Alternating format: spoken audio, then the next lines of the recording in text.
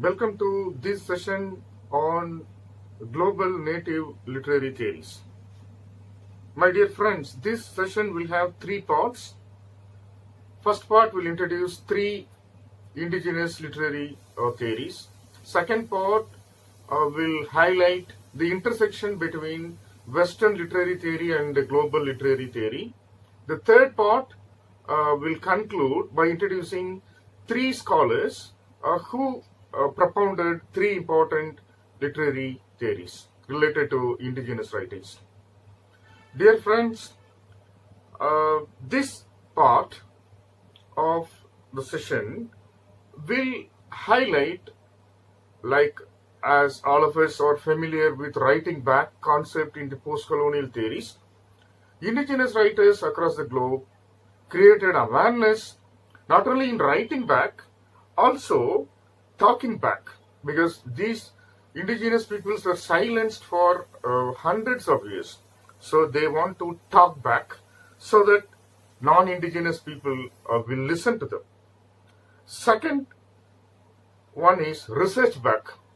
Research undertaken by Western scholars in the form of traveling and exploration resulted in misrepresenting these people in different written documents and also in movies and documentaries. So they want to research back so that the non-indigenous people will come to know who are they. Next one is shooting back. Many films and movies and documented during the colonial period in different countries in this world, again misrepresented. They were treated as pieces of curiosity or memorabilia, in presenting their artifacts in this world. So they want to shoot back by giving us the right information about indigenous culture, indigenous heritage, so others will watch. The last one is theorize back. Theories, as all of us know, are extremely European in nature and very dominant in ideology. Indigenous writers are very suspicious about theories because theories never liberated indigenous peoples in this world. So they want to theorize back so that the non-indigenous people will understand their cultural and literary universe. So in this background, I have prepared my session. Ars Poetica, written by Horace in 19 BC, introduced the theory of dulce with utile. Literature must be instructive and delighting. Ben Jonson translated this, and it was brought out posthumously in 1640. So delighting and advising are considered to be two important roles of literature. But indigenous literatures in this world would like to propose four important goals. Number one, to liberate people. Number two, to reclaim identity. Number two, to decolonize everything related to the West or the Western epistemology. And the last one is to restore heritage and society. So these four important goals set indigenous writings to go. So with this background, I like to just introduce three important theories came into notice. Number one, testimonials. Testimonials are produced by the Chicana writers. So very often it is Mexican American writing, and many scholars of testimonials are interested in creating awareness to announce the world that literature is patriarchal and language is patriarchal and theory and knowledge in this world are patriarchal. So a set of Chicana or women writers of Latin American origin came together to deconstruct the entire concept of literature in the form of testimonials. So, testimonio is of Latin origin. The word testimonials means witness narratives presented on three occasions during war, oppression, and revolution. Testimonialista is the producer of Testimonio. So, Testimonio transformed the entire understanding of literature. So, one of the important books related to testimonials is Ines Hernandez Avila's book Telling to Live. This is the first, literary theory of native origin. And the second important theory came in the 1990s is fourth world writing. So, fourth world writing is a concept initiated by George Brotherston in Canada, and then it became very popular in Native American circle, and also it came to Australia. And then these indigenous populations living in Native Americas and Canada and Australia brought awareness about the concept of fourth world. At the same time, the phrase First Nations also came into picture. So First Nations again refers to the people of indigenous origin in Canada and also in Native American writings. And recently, it also became very familiar in Australian Aboriginal writings also. One of the writers from Australia, Anita Hayes, who visited the Department of English University of Madras, insisted on the use of the word First Nations Australians instead of Aboriginal Australians. So the theory related to Fourth World and First Nations are very important in the contemporary time to understand indigenous writings in this globe. The third important concept related to research is decolonization of research theory. So all of us are familiar with the word decolonization because it is very, very popular in African literature and also African American literature. So decolonizing the mind is very, very important. Decolonizing the concept of understanding, decolonizing Western epistemology, all these things are integrated in the native writing. So to this background, indigenous scholars unpacked ideas related to their research in their own perspective, because Western research is extremely patriarchal and hegemonic in nature, and it is also gatekeeping the indigenous epistemology, and also they wanted to bring awareness about the misrepresentation of indigenous peoples in the forms of research in the world. So they want to make two consciousness to be very familiar. Number one, co-relational consciousness and also relational framework. So these two concepts are very popular now in the books created by feminists who are familiar in native women's writings, and they wanted to create a concept related to research, that is feminist research methodology of indigenous origin. So testimonials, Fourth World and First Nations, and decolonization of research theories are extremely contemporary in nature. They are useful for non-native readers to understand the corpus of indigenous writings. So the second part will introduce some theories related to Western literary theory and also native literary theory. Less hegemonic European theories are accepted by native scholars because some theories proposed in the Euro-Western world also promoted social equality, social justice, and liberation. So theories who are all behind all these concepts are important because indigenous scholars would like to integrate the concepts and theories propounded by Euro-Western scholars along with their own theories. So this intersection will have some 10 or 13 concepts of indigenous origin. Number one, third space methodology. So Homi Bhabha, who authored The Location of Culture, introduced third space.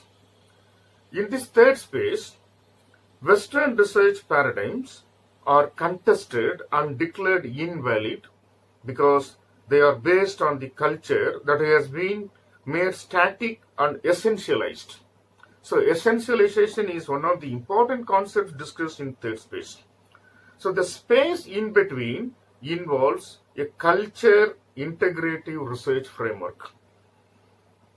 So indigenous scholars would like to take this space and they created a kind of space that is called third space. Examples of text related to third space methodology are Chela Sandoval's book The Methodology of the Oppressed, which we are going to take up, and I think all of you might have seen in the PPT also. So this book is related to third world feminism. The third world feminism is totally different from the Western form of feminism. The second important example I'd like to highlight is Gloria Anzaldua's text called Borderlands. So this book became a magnum opus for the Chicana and other Mexican writers because it is a tool. This book became a tool and a methodology and an epistemology to deconstruct oppressive colonizing traditions, and also this book constructed metaphors of indigenous origin, and this book also makes the readers to unlearn patriarchal assumptions. So third space methodology is an example for integration of Western literary theory and native literary theory. Second theory I would like to highlight is disease as genocide. As all of us are experienced by the corona outbreak in the world, when you go back to 15th century, native population in the South America, got lot of outbreaks related to typhus, malaria, and measles. Virus infected blankets, poisoning of water bodies were very common during the colonizing time. So this resulted in decimating and exterminating indigenous populations. So this disease as genocide created a lot of awareness among the indigenous intellectuals, and they brought out books, poems, and a lot of prose related to this theory called disease as genocide. Next concept that integrates both the Western and the native literary concepts is orature. Orature is nothing but oral literature.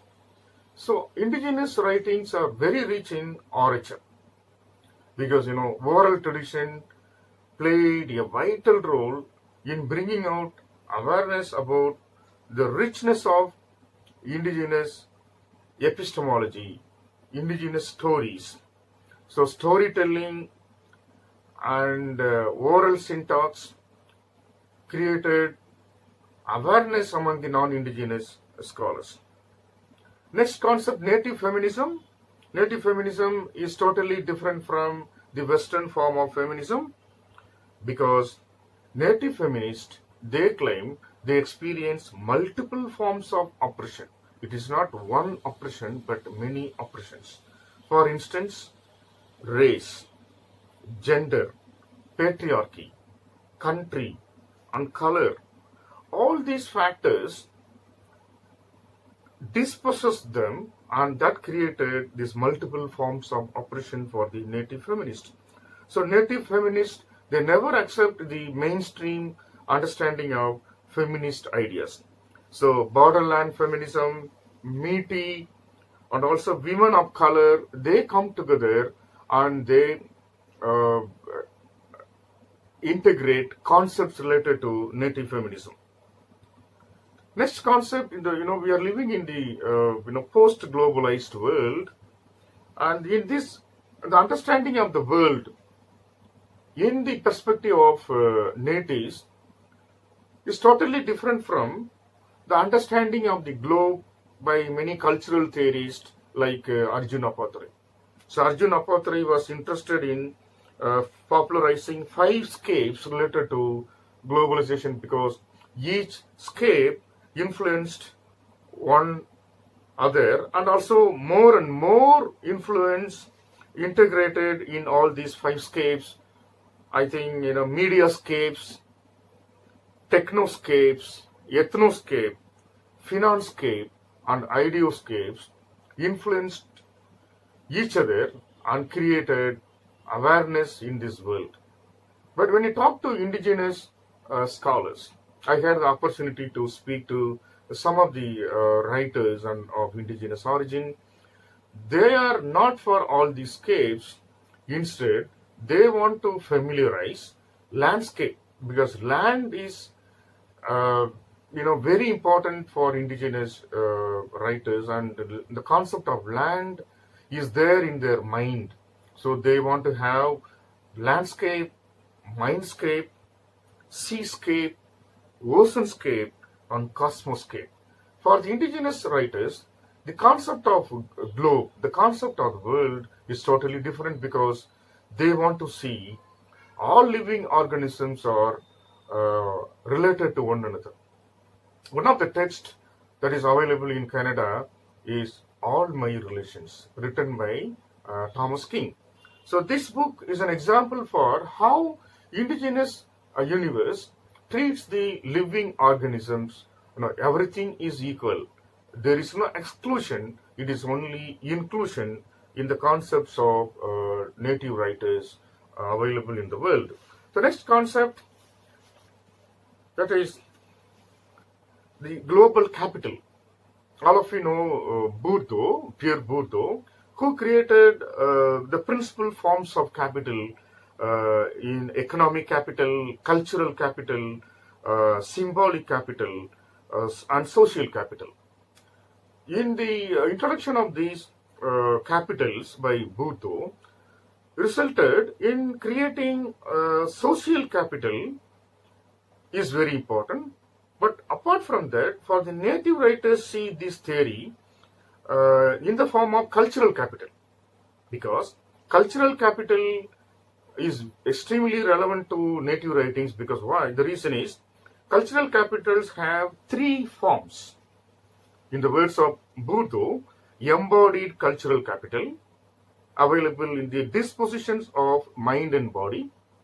And again, body and mind is very important for understanding the concept of embodied cultural capital. Second form related to cultural capital is objectified cultural capital. I can mention in the introduction of my lecture how native heritage, native objects became objects of research.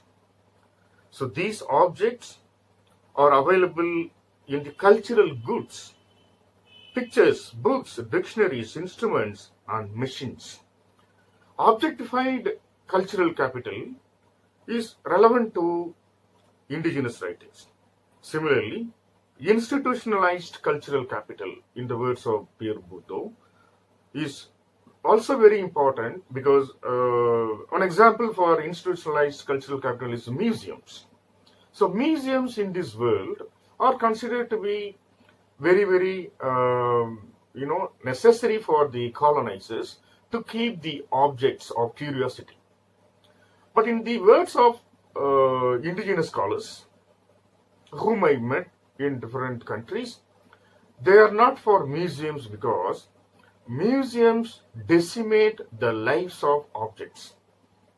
Many indigenous objects, We can also quote example from India, the Kohinoor gold, or the swords of Tipu Sultan were all available in the museums in London. It means once you keep an object in the museum, it becomes a dead object. There is no life, and that becomes an object of curiosity. It becomes an object of memorabilia.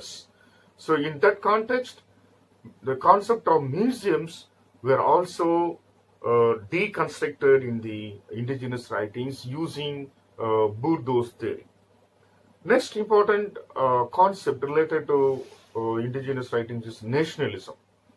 So all of us are familiar with the book, Benedict Anderson's book, Imagined Communities. He also talks about museums, census, and also maps. A map is again a concept created by the European.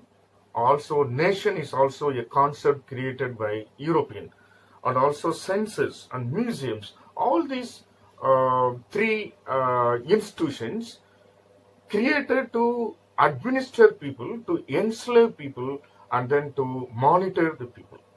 So indigenous scholars are against all these creation of maps.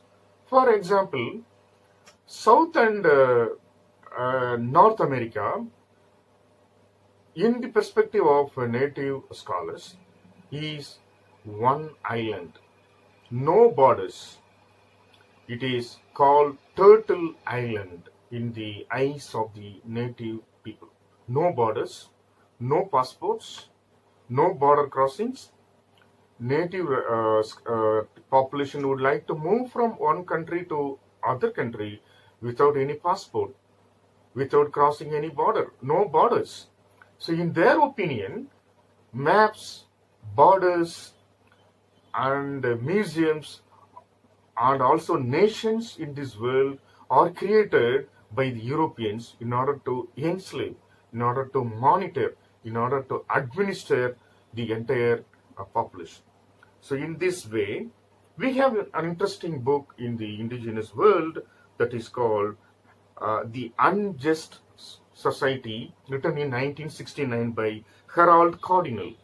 So Harold Cardinal have already made the concepts of nationalism familiar, but this nationalism is called cultural nationalism, not the nationalism that we speak in Anderson's imagined communities. So like that, George Butherson, you mentioned, he also created the concept of First Nations in Canada, and then it is very, very popular in Australia also. Next theory, genre theory, and then I take autobiography, because autobiographies are very important in the context of native writings. The reason, there are many forms of autobiographies. It is not one form. When the travelers, explorers landed in different countries in the world, they wanted to record the lives of people of different origin. The earliest form of autobiography is called as told tours. As told tours are available in the world. Second important writing related to autobiography is autoethnography and autogynography, women's writing, self-writing and life writing, and also communobiographies. I have listed 6 words. I repeat, autobiography has autoethnography, autogynography, self-writing, life writing, as told to, and then communobiographies. So these are the forms of autobiography. But this type of divisions in one genre is very difficult to find in the native and in the Western understanding of the concept of genres in this world. The reason is the self of the native writers attracts our attention because the self of the native writer in autobiographies is not singular always. It is always plural, it is always synecdochic in nature. Part stands for whole, and the whole stands for part because one people represent for the many. Testimonial is also an example for one for the many because one person becomes a witness for many people in their understanding of the in their own experience, in their own understanding. The important concept, the only concept related to all forms of autobiographies in genre theory is reclaiming identity. All writers of indigenous origin directly or indirectly produced self-writings, but the aim of these self-writings is only one, that is reclaiming identity. Reclaiming identity has also reclaiming stories and also reclaiming the community, because synecdochic self stands for not only for the one but for the many people who has similar experience, similar sufferings. Next concept is memory. The theory of memory has a nexus with history and story. Ayodhidasar of the colonial Tamil Nadu is an example for keeping memories in his books. Similarly, in the North American corpus of writings, we have William Appice, George Cope, David Cusick, Peter Jones. These writers also, preserved the memories of their own memories and also the memories of the community. So, memory is an important area in native studies because recently we have memory studies conference in IIT Chennai. So, memory played a very, very vital role among the indigenous scholars because memories are not only personal, memories are social, memories are cultural, memories are collective in the world of indigenous writers. Next theory I would like to highlight is consciousness theory. So all of us are familiar with Du Bois' concept of dual consciousness in the African American writing. But in the indigenous writings, 5 different theories of consciousness are debated now. Number 1, coalitional consciousness. Second one is oppositional consciousness. Third one is differential consciousness. Fourth one is revolutionary consciousness. And the last one is ecological consciousness. Yesterday we had a lecture on eco-criticism. Eco-criticism also is one of the important fields in native studies because many indigenous scholars created awareness among the people by bringing lot of eco-critical theories in indigenous studies also. So they would like to integrate ecological theories because they are the original inhabitants living with the glory of nature. Next, narratology is next very relevant concept because narratology plays a vital role in the indigenous writings because they have 3 important types of narratives. Number 1, circular narratives, trickster narratives, and also ghoulscape narratives. Let me explain what is circular narrative. The European form of writing is always linear.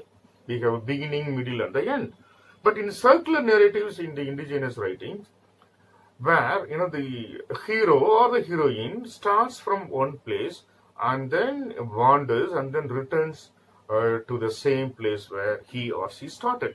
So this kind of circle as a philosophy is very, very popular now among the indigenous writings. Next writing narrative is called trickster narratives. All of us know very well trickster. Trickster is an androgynous figure.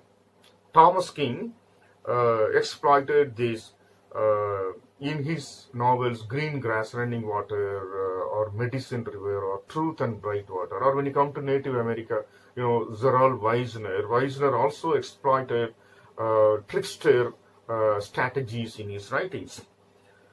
Next example in the narratology of native writers is Ghoulscape. Ghoulscape is a cultural hero in Micmac native writings in Canada. Who is this Ghoulscape? Ghoulscape is a cultural hero in Micmac indigenous writings. Examples of Ghoulscape narratives that we can come across in Rita Joe's poetry, and also Lorne Simon, Lorne, Lorne Simon. He wrote a novel titled Stones and Switches. So in this text, he familiarized Gluescape. Gluescape, Glooscap. Gluescape is the next strategy adopted by native writers in this world. Thomas King is other important writer who rejected post-colonial theories in his essay Godzilla versus Post-Colonial, which is available online. You can also access Godzilla versus Post-Colonial essay. So this essay rejects post-colonial theories because post-colonial theories are inadequate to understand the corpus of native writings. He came up with alternative terms, 4 alternative terms. Number 1, tribal literature, associational literature, interfusional literature, and then polemical literature. So these 4 words only can understand, or these 4 categories only will be very useful to understand the corpus of native writings, not only in Canada, also in the world. Next concept, postmodernism. Postmodernism and post-structuralism are exploited by Gerald Weissner in Native America. Gerald Weissner, a writer of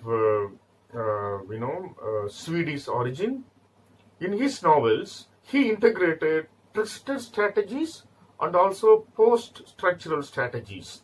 So native writers did not leave any theories left because they wanted to integrate theories to bring out their own cultural memories. The final theory is related to Indigenous Multiple epistemology. See, epistemology is very, very important. Indigenous epistemology, indigenous knowledge systems is a rich field for researchers. So, there are 4 interconnected directions of knowledge in indigenous epistemology. They are available through the ancestral knowledge, passed through emotional experience, spiritual understanding, and cognitive understanding, and the physical understanding. These emotional, spiritual, cognitive, physical channels are very important to understand the multiple forms of indigenous epistemology. I like to, highlight, or I like to refer to a story from the African continent. In one of the villages in Africa, the young men decided to kill all the elder people because they are not useful. They have lived their lives. We don't want them. So they killed all the elderly people. But one son, a very loyal son, hid his father inside a cave. When some of the young friends went for hunting, one of the friends in the team had to see a snake, a python. This python wound him and it started killing him. When his own friends tried to save him, the snake started squeezing this person and he was about to die. One of the friends in his team immediately brought his hidden father. he just came, and then using his wisdom, he saved this young boy. And that resulted in protecting the older people in that village. So that was a lesson for the younger generation to keep the elder generation. So this story is an example for how native wisdom in this world is very, very important. But unfortunately, the explorers, settlers in this world executed a violence that is unpardonable. That violence is called epistemic violence. Knowledge system was decimated. Knowledge, the indigenous knowledge was exploited. More than the physical and then the psychological violence, epistemic violence is one of the greatest damages indigenous populations experienced. With this, the second part is getting over. Let me take you all to the final part of my lecture, that is related to introduction of three writers, one from New Zealand, one from America, the other one from Africa. Sheila Sandoval's book, The Methodology of the Oppressed, popularizes a Greek concept, agape. What do you mean by this agape? Agape is a Greek principle for unselfish and altruistic love. Altruistic love, selfless love. In this book, Methodology of the Oppressed, which is about third world feminism, proposes love as a method made up of a set of practices that can mobilize all people regardless of race and class to work together toward meaningful change. Folktales, stories can, for example, serve as valuable tools for awareness raising on values that promote love, harmony, social justice, solidarity, and human rights. So the story I narrated is an example for how discrimination can be eliminated in this world. The African story teaches us all to drive away discrimination in this world. That this story teaches against discrimination. And Sheila Sandoval's book, Methodology of the Oppressed, would like to integrate writers from different parts of the world, like to decolonize and also to indigenize. So two concepts or two theories are propounded in this book. They are decolonization and indigenization. What do you mean by this?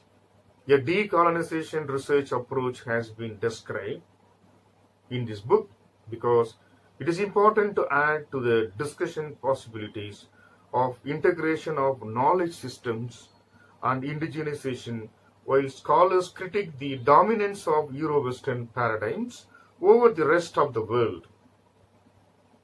Because writing about third world feminism in the book Methodology of the Oppressed, Sandoval in 2000 articulated what she calls a coalitional consciousness.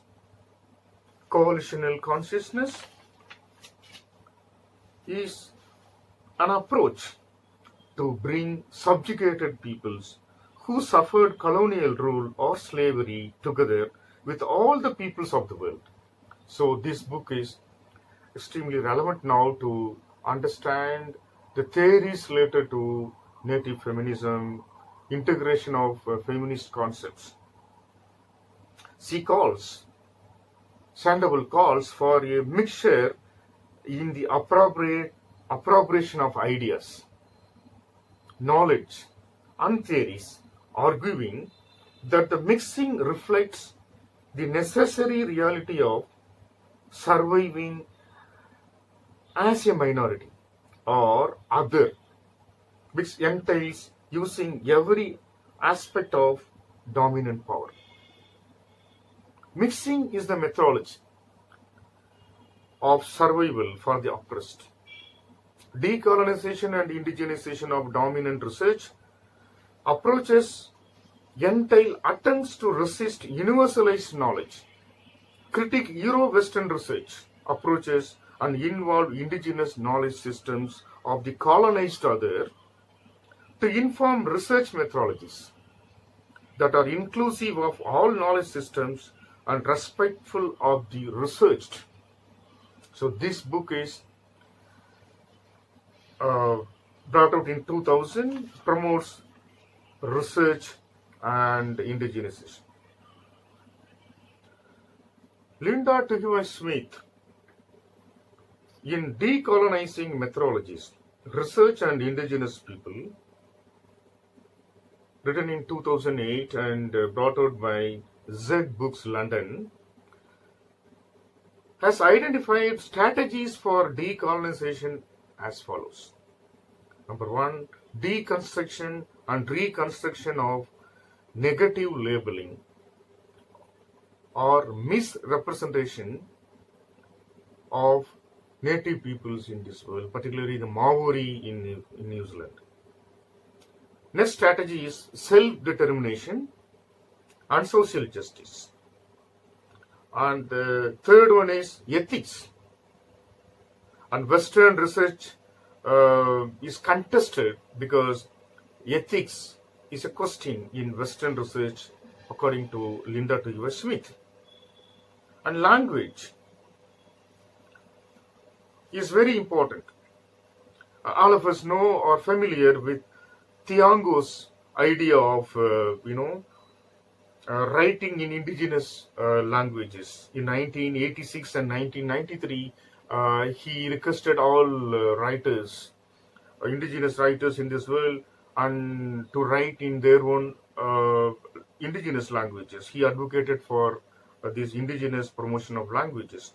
So Linda also relates how language plays a very, very vital role in research.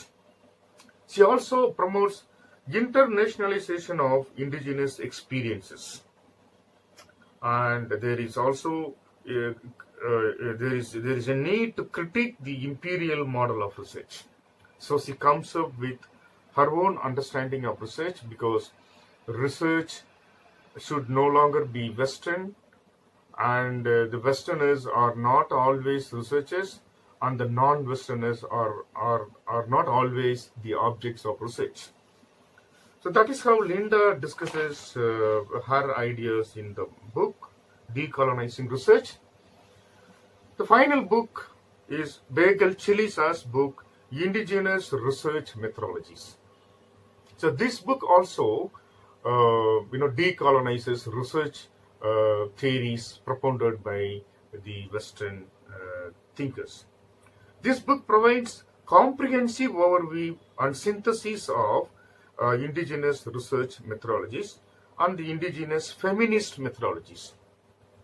Chilisa comes from a small village in southern Africa, and she teaches in University of Botswana.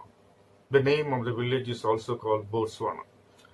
So this book decolonizes research agenda.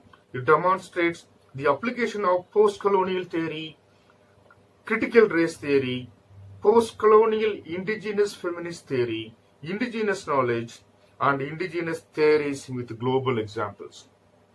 This book also promotes social justice, integrates knowledge systems, and provides activity-based discussion in the chapters presented in the book. So that is how these three writers become relevant for all of us to understand theories related to research, theories related to decolonization. I thank all of you for your patient listening. Thank you so much.